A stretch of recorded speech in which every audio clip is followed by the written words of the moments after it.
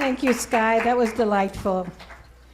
And now it's my pleasure to invite Dr. John Haas to come up. He's going to be our guest speaker.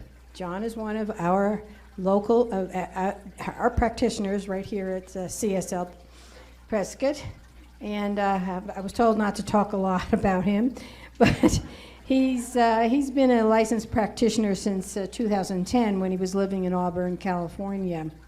Some of you know that he teaches cybersecurity over at Embry-Riddle. And I will say that I don't know him all that well, but he's an interesting guy. And I know he's a new grandfather, so he's real pleased about that. So let's welcome John to our stage.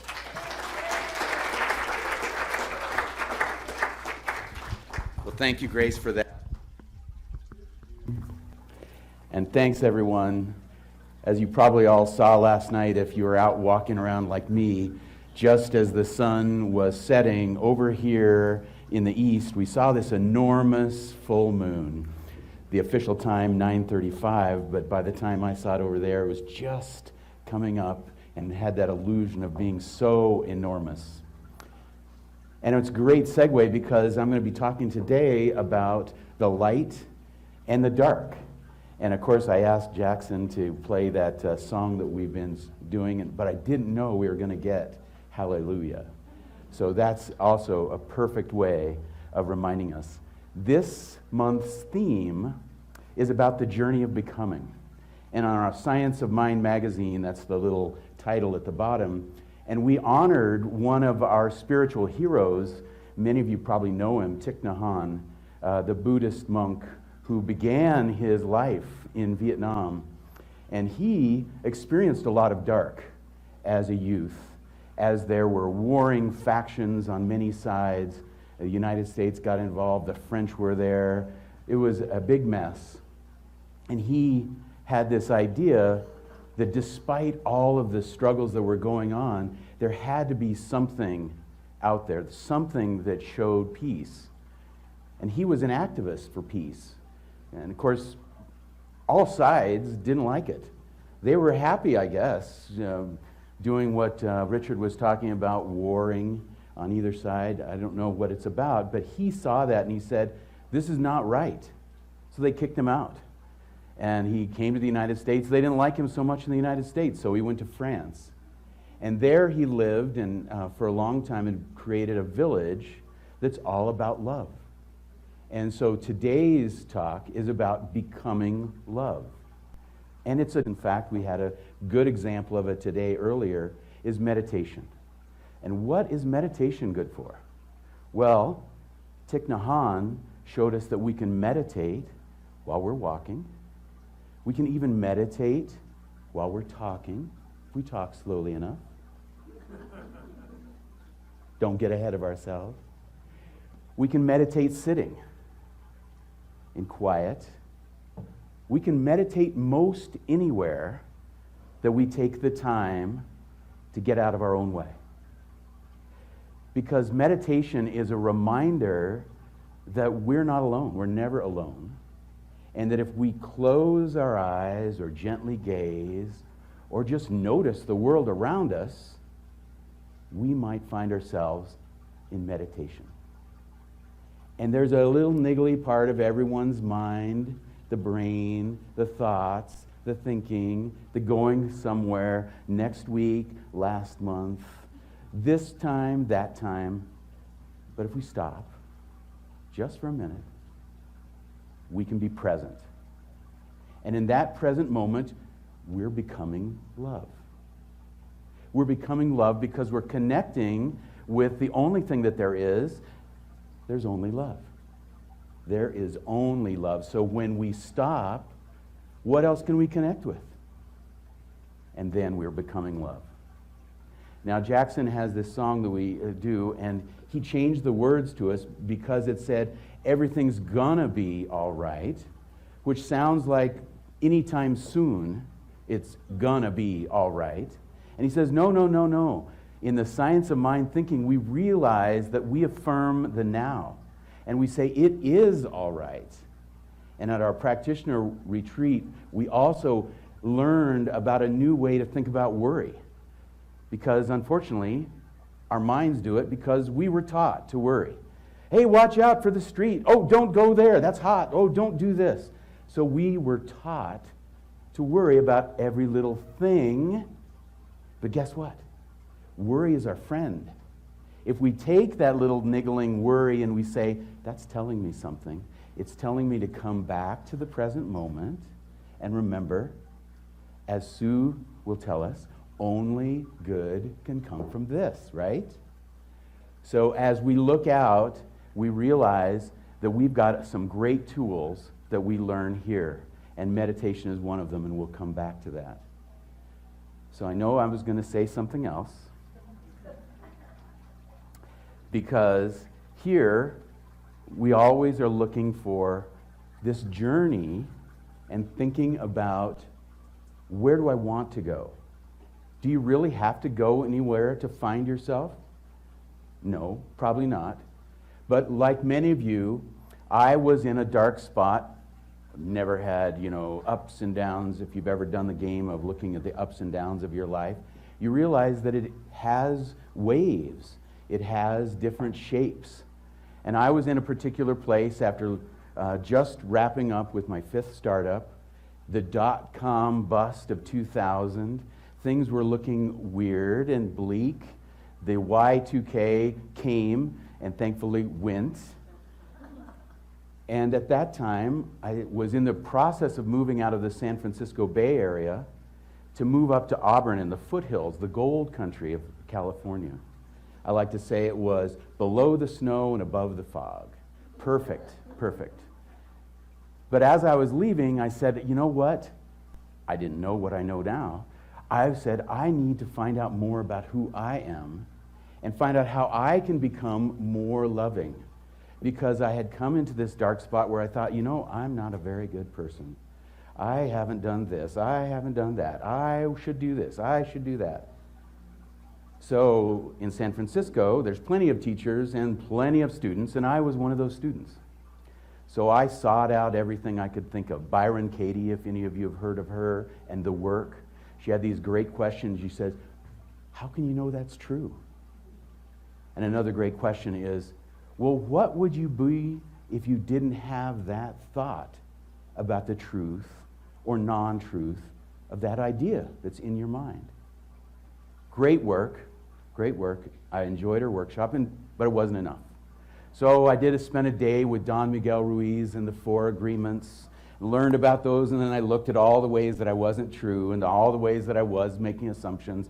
I was not agreeing with any of those 4 agreements. They were like, wow, this is like a graduate school in learning life. But that wasn't enough, right? So I did all sorts of different things, and I had the great opportunity, along with 500 of my closest friends, of being with David White. For those of you who know David White, he did workshops, and he, in his lovely accent, gave poetry and used poetry as a way to that hidden part of ourselves that, much like meditation, can point to the part of us that maybe we've forgotten. And poetry gives words to it that sometimes we can't do with regular English, because we think of English as so linear and a little bit choppy and weird words. But he made it sound lovely. But he opened up not with one of his own poems, but with one by another one of my favorites, Mary Oliver. And so since we're talking about the journey of becoming, I wanted to share the poem, The Journey. And then we'll look at the 3 parts of the journey and how it's part of all of our lives. So if you don't want to look at me, just think of David White with his great accent. One day, you finally knew what you had to do and began. Though the voices around you kept shouting their bad advice, though the whole house began to tremble, and you felt the old tug at your ankles, mend my life, each voice cried. But you didn't stop. You knew what you had to do. Though the wind pried with its stiff fingers at the very foundations, though their melancholy was terrible, it was already late enough, and a wild night, and the road full of branches and stones. But little by little, as you left their voices behind, the stars began to burn through the sheets of clouds, and there was a new voice, which you slowly recognized as your own, that kept you company as you strode deeper and deeper into the world, determined to do the only thing you could do, determined to save the only life you could save. The Journey by Mary Oliver. It's our journey. It's our journey each time we think about it, because there's darkness. The house was trembling. There were the people and the world around you. They don't want you to change. They want you to stay right where you are. They claw at your very ankles to keep you in place. But there's part of you that pushes you forward, because your soul says, no, there's more. And that soul is the one that you want to love and be with till death certainly does do you part with this physical part, but not your soul. Not your soul. So I love that story, because it's a story about becoming love. And it was just a metaphor for me, I realized. And at the time, there was another poet, Araya, a mountain dreamer, with her invitation to life. Her invitation to be exactly who you are. We talked about perfection. Well, perfection, as long as you think about it as perfect, whole, and complete, we're all perfect. But we have in our brains, because we were taught so many different ways, perfect looks like this, A+, 100. That's perfect. But no, that's not perfect. That's just one person's or one thought's idea about how to measure. Do you measure up? Well, yeah, I measure up to the top of me. Perfect. Now, I'm not nearly as tall here, but right where I am, perfect, whole, and complete. And that was the lesson that all of these teachers were trying to give to me in their different way, in their different language. And remember, wherever you are, you're always a student, and there's going to be a teacher if you can listen, if you can hear it, if you're willing to start on the journey, because the journey is not the destination. The journey, though, requires moving those feet, doing activities that move you in the direction that you want to go. And who knows what that direction is, because each one of us gets to have our own path, our own journey of becoming. Well, this time of year, it's getting close to the darkness that we call in the northern hemisphere the solstice, where it is the shortest day and the longest night. And it's no surprise that in almost every religious category, there's a celebration of light at this time of year, because it's so dark. People are getting so tired of it being so dark that they say there's got to be life. We've got to make it to spring, and so we have these celebrations. And for about a third of the people on this planet, Christianity is the way. And for that, there is this great story that's happened about this time of year. So go with me in this darkness and think about it. You're 16 years old, 15, 17, young woman, it's cold, you're heavy with child,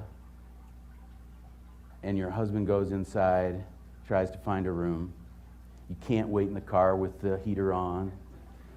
They didn't get your text to have the internet reservation all ready for you. He comes out with a blanket and says, well, but at least we've got a place to be out of the cold. There was no Lamaze breathing buddy. There was no nearby birth center. That's pretty scary. Especially when you think in a way, wait, this was done to me. And here I am in the middle of the show, and I'm supposedly bringing in the light that's going to illumine the world for the next 2,000 years or more? Whoa. That's really something. And you mentioned that, yes, I am a grandfather now. So my oldest son, Evan, and his wife were expecting. Of course, my schedule said the only time I could go out there to be with them was when they were supposed to have the baby, right before the semester started. But the baby said, no, I'm not coming out. 38 weeks is not enough for me. So we stayed, and then it didn't come until 2 weeks later. And in the great state of California, if you're back beyond the 2-week time limit, then you can no longer do home birth.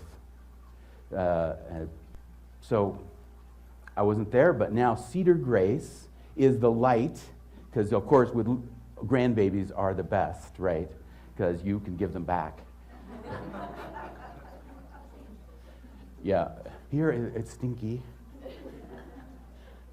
but it's a lot of fun. And so that's becoming love in the eyes of a little newborn. And even with the miracles of modern science, it's not always easy to bring life into the world.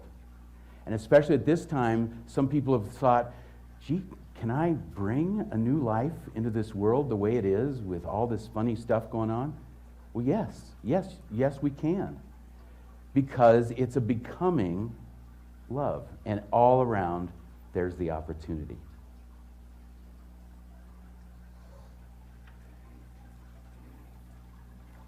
So when I was, how am I doing for time? I got about 5 more minutes. I think I'm good. When I was first searching, a friend of mine said, hey, there's this great place in the East Bay, that was in Oakland, that has a great message. They've got excellent music. You should go.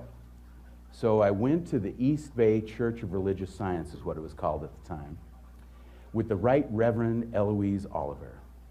And boy, did they have a band. They had a jazz band. They had a men's choir. They had a women's choir. They had a co-ed choir. And they had 3 huge services every week, a buzzing community. I said, wow, what are they drinking? I want some of that. And every week, the congregation would stand, and they would recite together the What We Believe by Ernest Holmes. So I'm going to share just one of those, and depending on the time, we'll hear more. But one of them is, we believe in the eternal goodness, the eternal loving kindness, and the eternal givingness of life to all. There it is. Goodness, loving kindness, and givingness. And it's not just for some, not just for those that get A's, not just those that are perfect, not those that are just in the know. In fact, you don't even have to know about science of mind. It's to all that gift is given. So we don't earn our soul's grace. There's nothing we can do to unearn it. However, what we can do is we can open ourselves up to the connection with it and remember more often. And we can use tools. One of those tools, as I've talked about, meditation. Another one, prayer. But prayer can come in all different forms, just like meditation comes in different forms. So I wanted to share with you one, as part of this journey, from David White, and the way that he spoke, because he was realizing that a lot of us think that somehow we're alone in this. It's not true. Your great mistake is to act the drama as if you were alone, as if life were a progressive and cunning crime with no witness to the tiny hidden transgressions. To feel abandoned is to deny the intimacy of your surroundings. Surely, Even you, at times, have felt the grand array, the swelling presence, and the chorus crowding out your solo voice. You must note the way the soap dish enables you on the window ledge. How the window latch grants you freedom. Alertness is the hidden discipline of familiarity. The stairs are your mentor to things to come. The doors have always been there to frighten you and invite you. And the tiny speaker in your phone is your dream ladder to divinity. Put down the weight of your aloneness and ease into the conversation. The kettle is singing even as it pours you a drink. The cooking pots have left their arrogant aloofness and seen the good in you at last. All the birds and creatures of the world are unutterably themselves. And everything is waiting for you. This is the journey of becoming love. This is the way that we find ourselves through poetry, through music, through meditation. And so let's take that thought and bring that into a prayer. 5 steps, we call it here. Just put it on your hand, the way we teach it. Because God is. I am. I know. Thank you. Goodbye. Let's walk that through. There's only one thing going on. There's one perfect presence, one power, one love, one light, one God, one infinite knowing. That's all there is. Call it by any name, the universe, the multiverse, Buddha nature. And since it's all that is, it's you and it's me right here, right now. It's everywhere present. It's in this room. It's in the heart that beats you. It's in the breath that breathes you. There is no place where God is not. How good to know. How good to know that this is the truth. And this is the truth that we can feel. We can feel it when we close our eyes. We can feel it and see it when we open our eyes. Because there is no thing that is not possible in our lives. We can choose whatever we want to be, do, or have. It's all up to us to journey, to create, to become love. I am so grateful for this knowing. I'm so grateful for the teaching. And I'm so grateful for this time together to know it, to anchor it, to feel it. And so I just send these words of power into the law, the action of love that surrounds and says yes, yes to everything that we know and do. And so together we anchor that by saying, and so it is.